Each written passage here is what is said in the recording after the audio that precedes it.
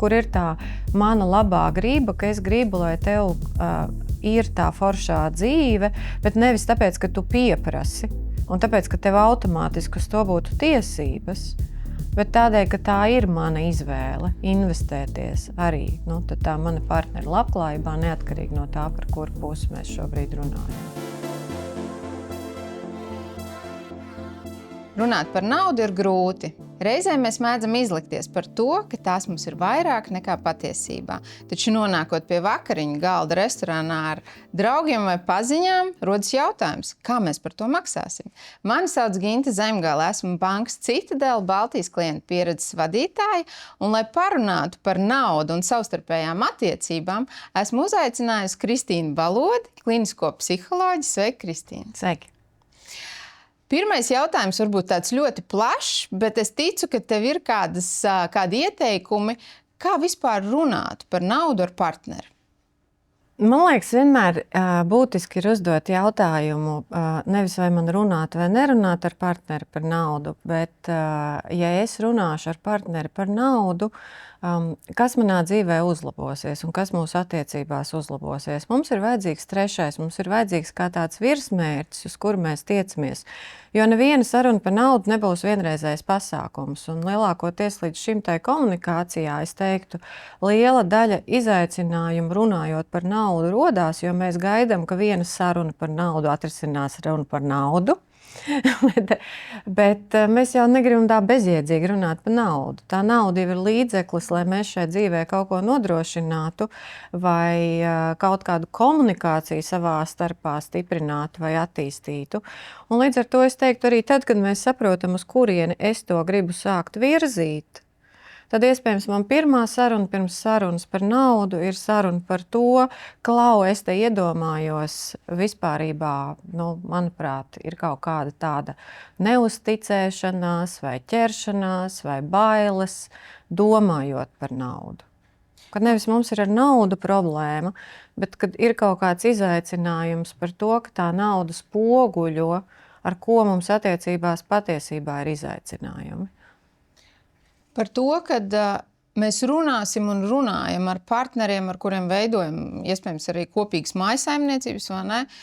Šīs sarunas ir un būs, un noteikti neviena kādu piemini, bet kā ir ar draugiem? Jo par naudu, kā jau es saku, runāt ir grūti, vai ir kaut kāda ieteikumi, ko varbūt vajadzētu, ko nevajadzētu runāt, un vai ir kaut kādas robežas, kuram nevajadzētu pārkāpt pāri? Zin kā, draugi jau arī mēdz būt dažādi, un tur droši vien ir jāsajūt, kas ir mana motivācija runāt ar draugiem par naudu.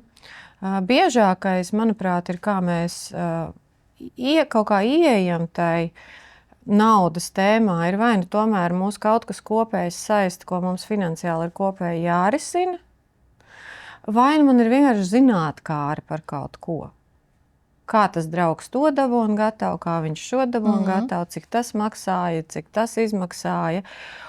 Un tad tur ir jāskatās, kādi ir tie apakšējie nodomi un nolūki. Ja, arī tad, kad cilvēki mums arī draugi uzdod to jautājumu, mums vienmēr ir iespēja atbildēt ar 3 atbildēm. Jā, nē un iespējams.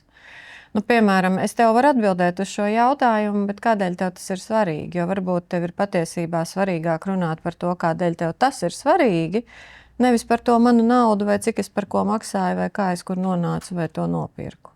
Jā, jo nauda vienmēr lielākoties ir pastarpinājums kaut kam, ko es vai nu arī gribētu, vai nu es to nevaru dabūt, vai nu man vajag palīdzību, man vajag atbalstu, vai man vienkārši vajag reizēm norunāt nost to, kad ir mirkļi, kad ir ļoti sarežģīti dzīvot tai naudas pasaulē, un kaut kādā mērā ir tīpaši mūsdienās, kad mēs esam tik ļoti lielu uzsvaru liekam uz naudu, un otrs varbūt lielākais uzsvars uz statusu, ka tas ir vienkārši nogurdinoši. Tas ir vienkārši nogurdinoši un smagnēji, jo būtībā jau tas ir līdzeklis, caur kuru mēs veidojam dzīves labklājību un miedarbību. Tas, ko es sadzirdu tevis stāstītajā, ir, kad ir svarīgi arī pastāstīt, kāpēc es gribu runāt par naudu, vai ne? Arī savstarpējās attiecībās gan ar partneri, gan ar draugiem, lai šis nolūks varbūt būtu skaidrāks un nerastos tādi pārpratumi. Un mēs jau tāpat jūtam. Mēs jau tāpat jūtam tas, ko mēs reizēm, manuprāt, neņemam vērā, ka šķiet, ka otrs nenojauš to, kur es esmu, bet man ir intonācija, man ir dzīves konteksts, kurš stāsta, man ir iepriekšēji visādi izgājieni, kad šis jautājums uzsēžās tikai vienīgi jau uz iepriekš notikušām sarunām. Un arī, es teiktu, kaut kādā mērā tā nedrošība, ka mēs ļoti bieži vienkārši reaģējam, tad, kad šie jautājumi, kas mums ir sāsinātie jautājumi, kaut kādā mērā kļūst aktuāli, nevis pieņemam lēmumu, kur es to sarunu gribu virzīt, vai es gribu atbildēt, vai es gribu paņemt sev kaut kādu laiku, lai saprastu, kā atbildēt, bet ka viņa tā atbilde ir tāda reaktīva, vai nu arī nobloķēšanās ir tikpat reaktīva. Nomainu tēmu, kaut kur tur, nezinu, aizēju projām, vai tāds skaldi valdi, nē, bet būtībā jau tā ir komunikācijas brīvība. Bet arī atceroties to, ka vēl, ja es atgriežos mazliet pie tiem draugiem, kā mums jau mēdz būt arī izdevīgi cilvēki, tīpaši vīriešu auditorijai, ļoti bieži jau tur tā skumjākā daļa ir, ka tie jau īsti pat ir jāpadomā, vai tie ir draugi, jo tie iespējams vienkārši ir izdevīgi cilvēki, un tad ar izdevīgiem cilvēkiem runāt par savu naudu vai par viņu naudu. Arī ir savādāk. Un tur droši vien arī tas atklātības līmenis un cilvēcības līmenis var tikt ietekmēts, domājot stratēģiski, ko tas nozīmēs, piemēram, kaut kādām mūsu sadarbībām vai manām idejām par iespējamo sadarbību vai manu statusu, kurš man ir jāsaglabā, lai otrs ar mani sadarbotos. Un tur jau sākās, tas vairs nav par naudu, ja? Tas vairs nebūs par naudu attiecīgi. Tevis teiktais patiesībā mani iedvesmoja atcerēties sen dzirdētu frāzi. Es neatceros gan, kur es to lasīju vai dzirdēju, bet tas, ko tu saki, iedvesmo atkal par to padomāt. Jā. Un tas, ko tu teici, ja es jūtu, visdrīzāk tas tā arī ir. Jā, un nevajag neusticēties sev. Un ja es jūtu, es vienmēr varu uzdot cilvēkam to jautājumu. Jā. Vai ja man ir šaubas, vai ne? Jā. Bet mūsu sarunām mēs pieskaramies un runājam par to, ka mēs runājam ar draugiem par naudu, mēs runājam ar partneri par naudu, un arī sabiedrībā mēs daudz runājam par naudu. Jā. Taču tas, kas mūsu sabiedrībā arī ir novērams, ka mēs diezgan nelabprāt runājam par naudu. Kā tu domā, vai tā ir mūsu tā kā latviešu iezīme vai kopumā cilvēki nelabprāt runā par naudu? Es jau domāju, ka diezgan kolektīvi tā ir tāda izaicinoša tēma. Būtībā tieši tāpat kā izaicinoši mēdz būt runāt par kaut kādiem politiskiem jautājumiem, seksuāls dabas jautājumiem, attiecību jautājumiem. Tāpat tās arī tie naudas jautājumi, viņi tomēr, es domāju, globāli klasificējās kā izaicinošie jautājumi, ap kuriem tā kultūra ir diezgan vāji attīstījusies. Kā par to runāt, ar ko par to runāt, cik daudz par to runāt. Tā kā es teiktu, ka, protams, katram reģionam ir savas īpatnības, un mums tomēr ir jāņem vērā arī mūsu tāda vēstures pieredze ar to, ko mums ir nozīmējis drošība vispār runāt par naudu, un kam mēs esam kādām sankcijām gājuši cauri, atļaujoties runāt par naudu, vai pat ļaujot kādam nojaust, ka mums tā nauda ir. Ja, tomēr ir jāsaprot, ka ir arī šīs vēsturiskās represijas bijušas attiecībā tieši ar pārticību un naudu. Un tad vēl es pieļauju, ka mūsu reģionā noteikti ir arī līdz ar to šī dubultmorāle ap naudu un arī tāda tā kā kaunēšanās kaut kādā mērā par to, ka par naudas esamību. Es drīzāk teiktu uz otru pusi, kad joprojām ir caurstrāvojoša šī ideja, ka ja kāds ir pārticis cilvēks, viņš noteikti zog vai kaut kādā mērā, tas nav kaut kas, ko mēs cienam. Jā, mēs tā kā no vienas puses visus to tiecamies, no otras puses vai mēs varētu pateikt, ka mēs cienam pārtikušus cilvēkus. Piezogas jautājums, vai ne? No kurienes viņam tā nav? Jā, un tas mums interesē vairāk. Un tas mums interesē vairāk nekā tas, ka tur ir kaut kāda tā pratība to naudu pavairot, arī pratība, piemēram, naudu saglabāt. Jo Latvija arī ir gājusi cauri vairākām krīzēm, kur ļoti daudz cilvēku ir naudu zaudējuši. Un kā viņi pēc tā ir atguvušies. Un kā mēs integrējam tos, kuri ir atguvušies, un kā mēs integrējam tos, kuri nav atguvušies. Nu, tā kā tie, protams, ir vienmēr dziļāk psiholoģiskie procesi, ne tikai nauda kā nauda. Tu pieskāries tēmai par tādu finanšu pratību un arī finansu labjūtību, vai ne? Un gribas atgriezties pie tēmas par partneriem. Un viena no finanšu pratības lietām, ko es gribētu pieminēt, noteikti ir šī uzkrājuma veidošana. Kā tu skaties uz situāciju, ja, piemēram, viens no partneriem slepus veido uzkrājumu un nelabprāt dalās ar otru partneru par to? Zini, kā man gribās šo jautājumu pagriezt mazliet varbūt vēl no cita rakursa. Jo redz, ko mēs saprotam ar pārticību. Ja mēs tā kā visu nonivelējam tikai līdz konkrētai naudas summai kontā, ja, bet nauda var mūsu dzīvē pārstāvēties ļoti daudzos dažādos veidos. Un tad, ja mēs izliktu visas tās kārtas, kurš ko uzkrāja, jā, kāds uzkrāja draugu resursus, kāds uzkrāja materiālās vērtības, citās izpausmēs, kustāmas, nekustāmas, investīcijas savā izglītībā, darba spēju celšanā ar 3 augstākajām izglītībām un vēl viskaut kādiem sakariem. Un tad mēs pretī noliekam tur to bankas kontu, kam, protams, arī ir svars, bet es tomēr gribētu skatīties paplašinātāk, jo, manuprāt, tas ir tas bāziskais jautājums, ka ļoti daudziem resursiem mēs pretī joprojām neliekam cipariņus, un tas partneru starpā veido neviennozīmīgu tādu situāciju, kurā tas caurspīdīgums nebūs tikai par to, kāda ir mani finanšu uzkrājumi, ja? Bet, piemēram, cik stratēģiski ilgi es jau kaļu plānu, kā vienā dienā es, piemēram, atdalīšos, un kas būs viss tas atbalsts, un kā es no tās sistēmas izkāpšu ārā. Ja? Tā kā, tur tādi interesanti jautājumi, jo mēs, protams, kad varam investēties ļoti dažādi un to pārticību uzlūkot ļoti dažādā veidā. Un savukārt vēl viens tāds rakurs, no kuras to var paskatīties. Mēs būtībā, tas, kā es savā praktiskajā darbā, tomēr daudz strādājot ar pāriem un tieši šīm 3 būtībā dinamikām, kas ir pašrealizācija un mājsaimniecība, kā es saku, mums pieaugušiem cilvēkiem visiem ir kaut kur jādzīvo. Un tas nodarbina katru cilvēku. Tad mums ir ģimenes institūcija, jo agri vai vēlu mēs vai nu nodarbojamies ar kaut kādu kopradi, vai nu radam tos pēcnācējus. Un tas ir vēl viens liels lielums, ap kuru sāk grozīties finanses, ja mēs apzināti patiešām uz to ejam. Un tad ir mūsu partnerattiecības, kas ir 3. lielums, kas ir absolūts jaunums mūsdienās. Ja, ka mūsu dzīves labklājība tieši partnerattiecību kvalitātē, kas būtu mūsu erotiskā saikne, romantiskā saikne, intelektuālā saikne, nav tā pati ģimenes institūcija un nav pašrealizācija mājsaimniecība.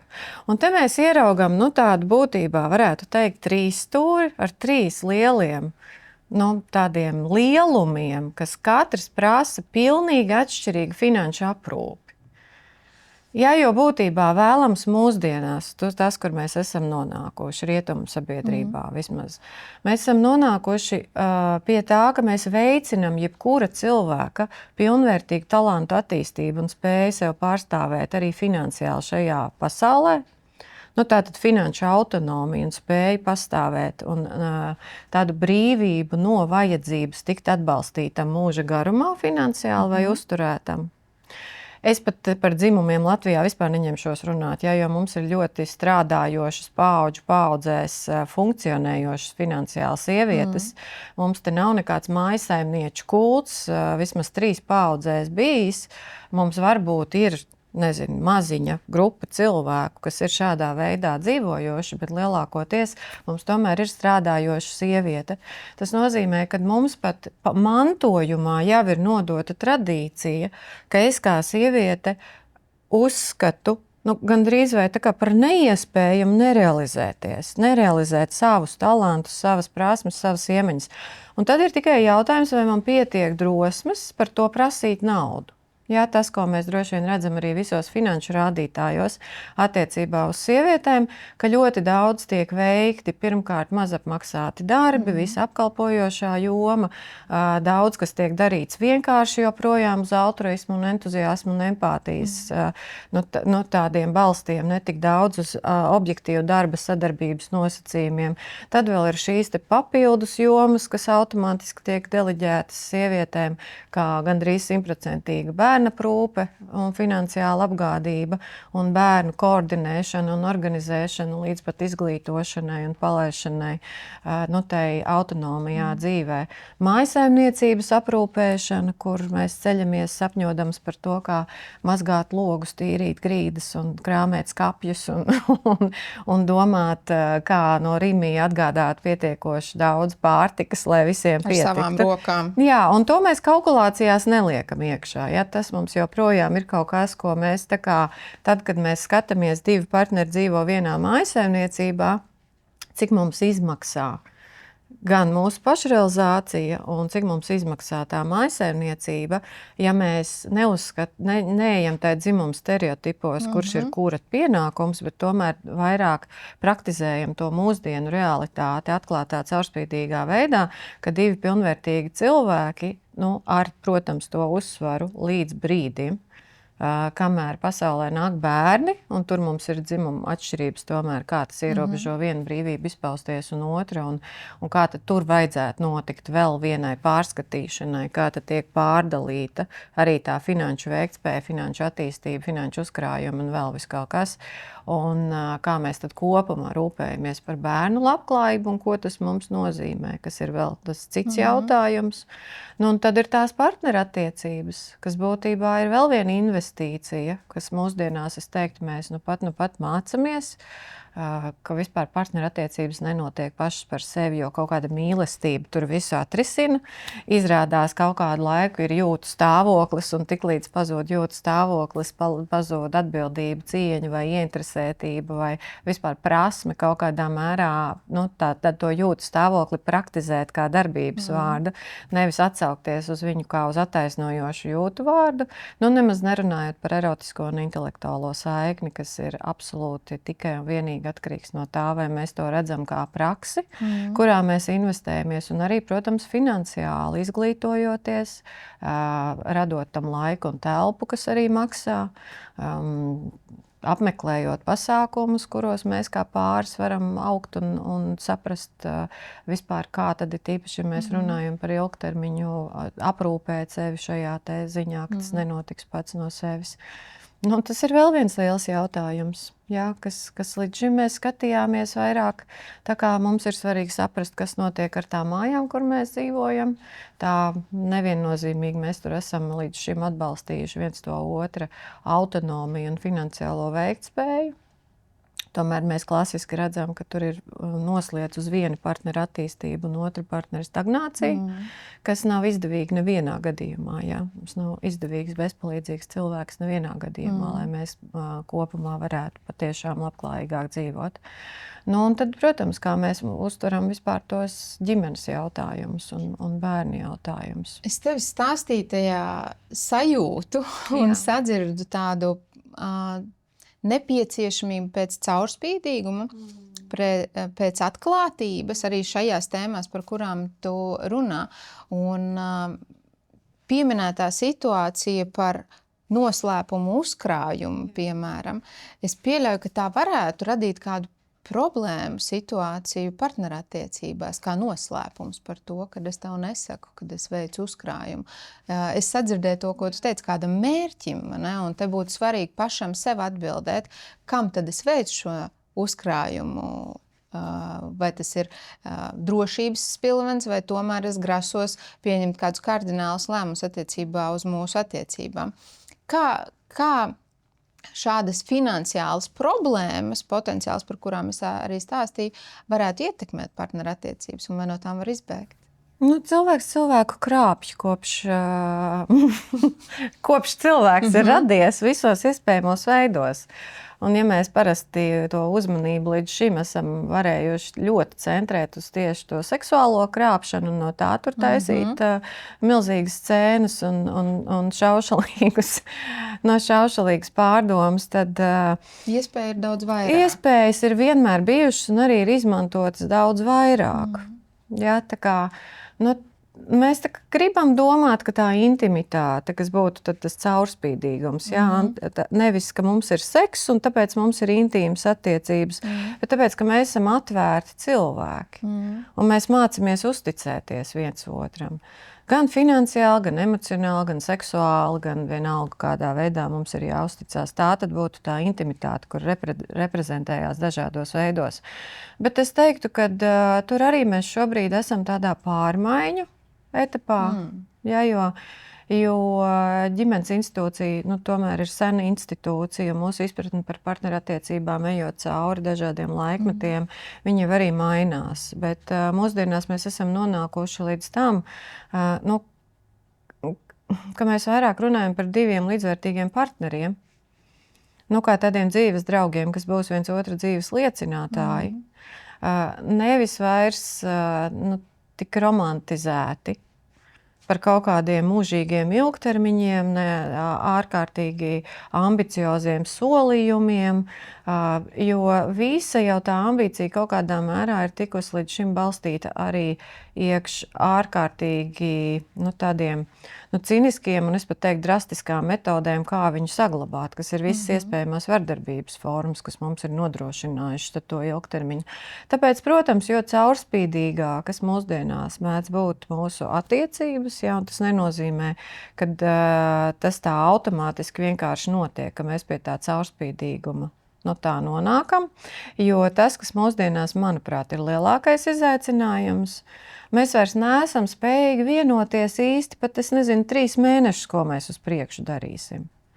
Un es teiktu, ka tur lielā mērā tur ir tāda šobrīd ambīciju zudums ap attiecībām kā tādām. Viņas ir palikušas vairāk tiešām kā pakalpojums, ko man no tevis vajag vai ko tev no manis vajag, bet viņas vairs nav kā vīzija, kā kaut kas mums ļauj tos ego reizēm bišķiņi arī piegriezt un kaut kā ilgtermiņā pārvarēt dažādas grūtības un meklēt to ceļu kaut kā lielāka nekā tikai sevis paša kultivēšanas vārdā.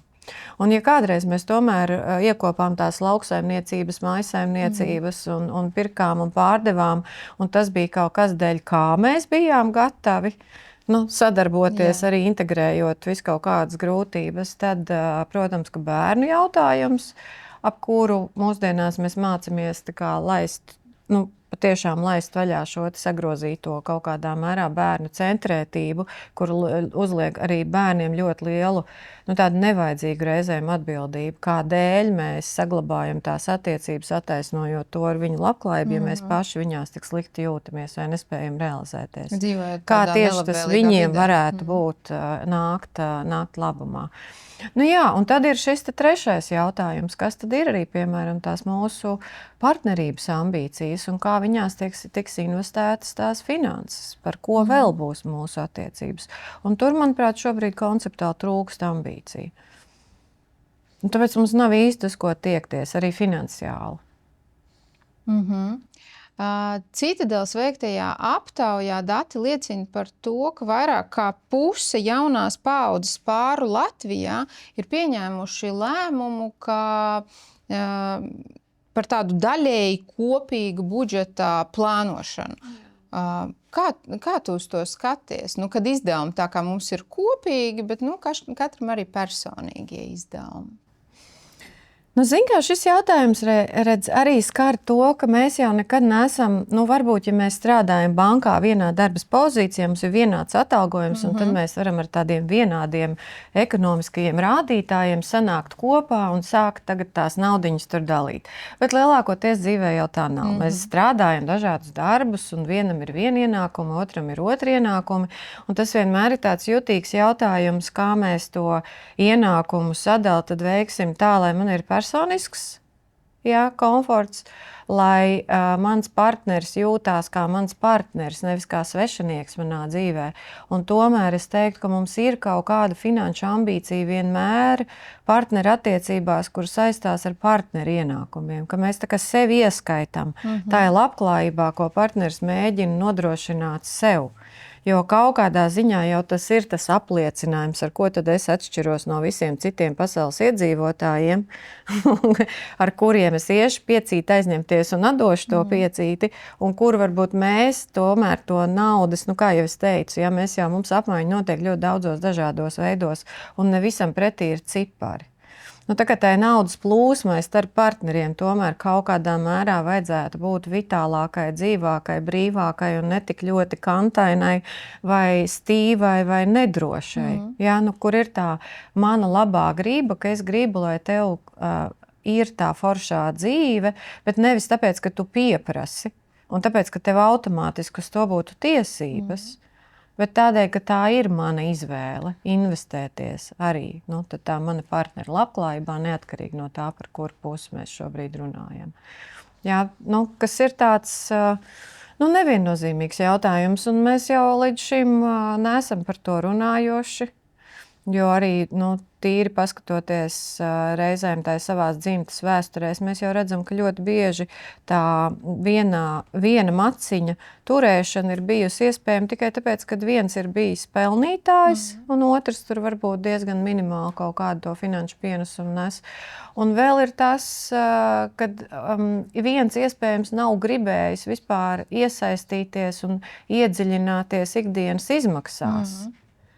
Vai es vispār zinu, cik kas maksā, vai es eju pirkt bērniem drēbes, sev bikses, vai es eju lielveikalā, vai es gribu nodarboties ar visu to, ko nozīmē naudas pārvaldīšana, naudas investēšana, dažādās labklājības jomās.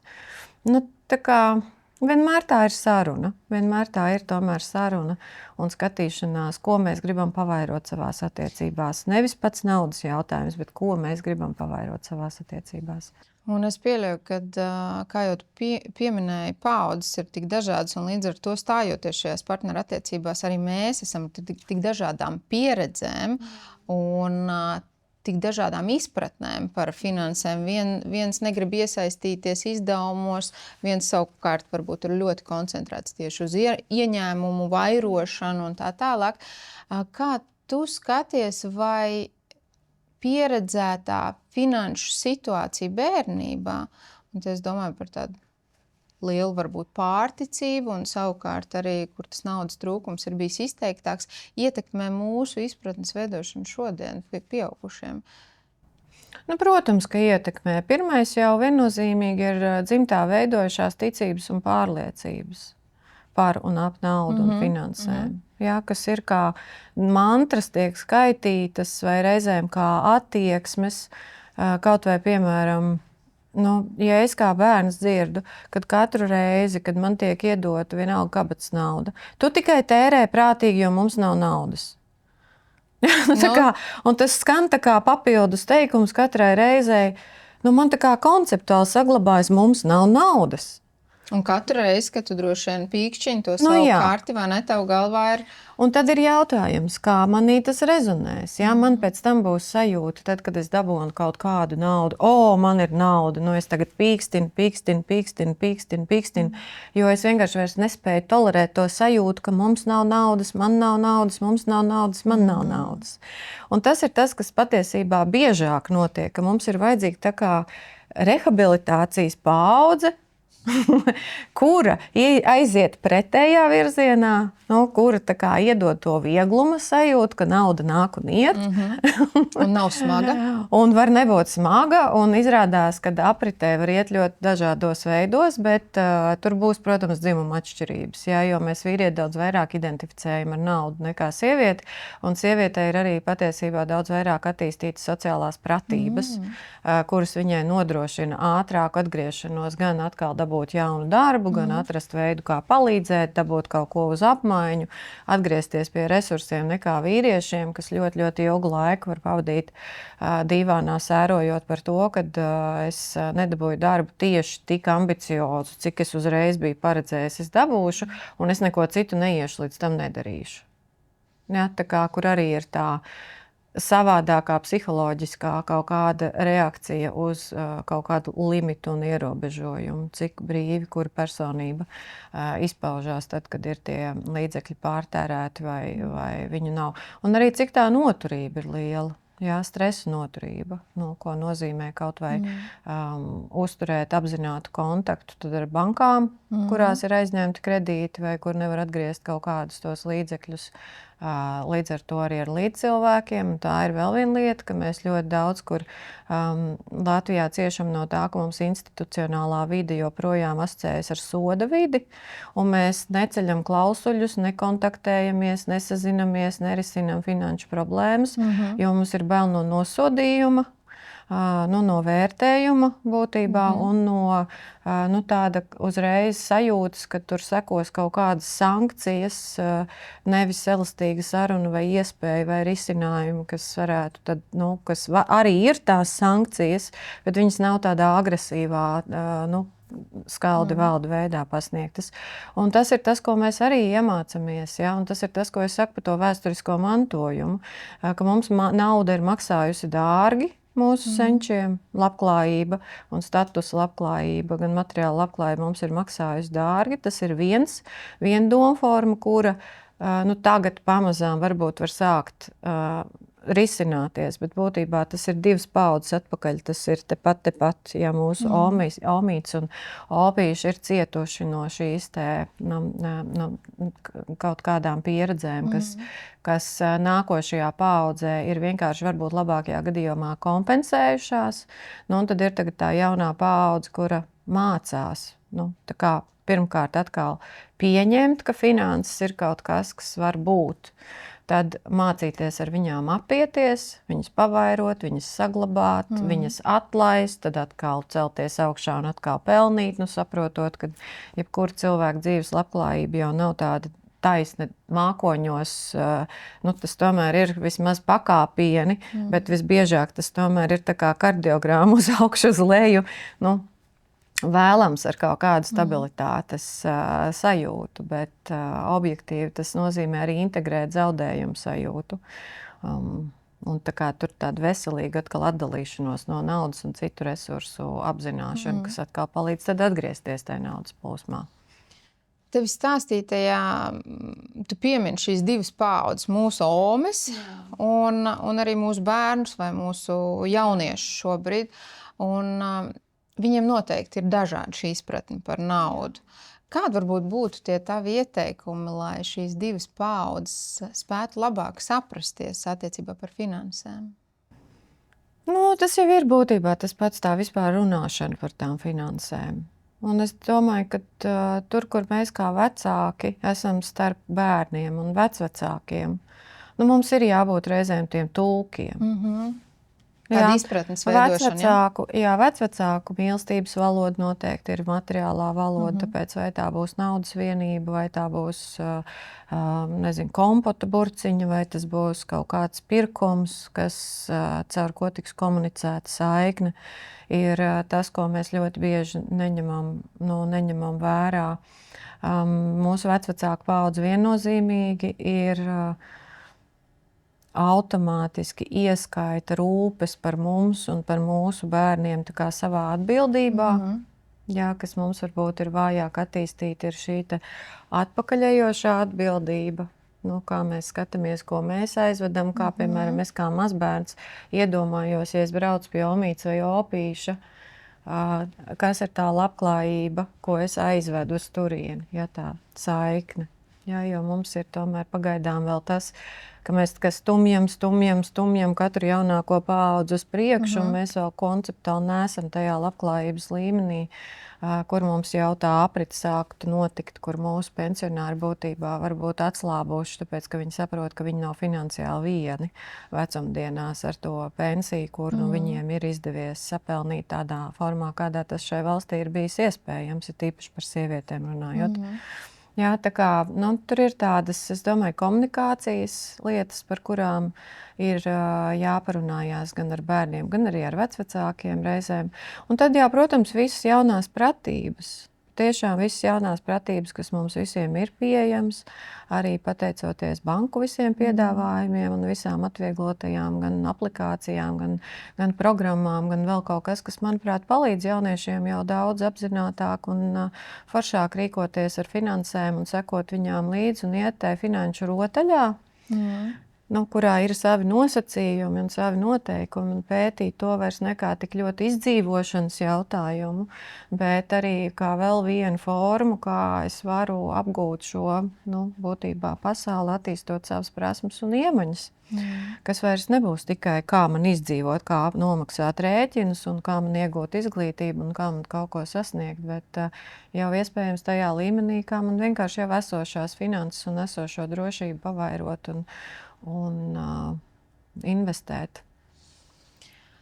Tad, kad mēs sākām sarunu tieši par šo jautājumu, es domāju, kā tik atšķirīgās paaudzēs veidot to komunikāciju, un tu atbildēji, manuprāt, ar ļoti svarīgu atbildi, kad arī vecākam, kas ir iespējams bērns šai omei, vai māma vai tētis vecākam, ka viņš arī iesaistās šajā procesā un viņš skaidro un māca iespējams arī empātiju bērniem un vecvecākiem. Un tevis pieminētais piemērs par to, kad jaunieši var iesaistīties arī šo finanšu pratību attīstībā gados vecākiem cilvēkiem, un šī varbūt tā vieglākā pieeja par finansēm, ka viņi ir tās jaunās izpratnes nesēji. Tas man ļoti norezonēja tevis teiktais.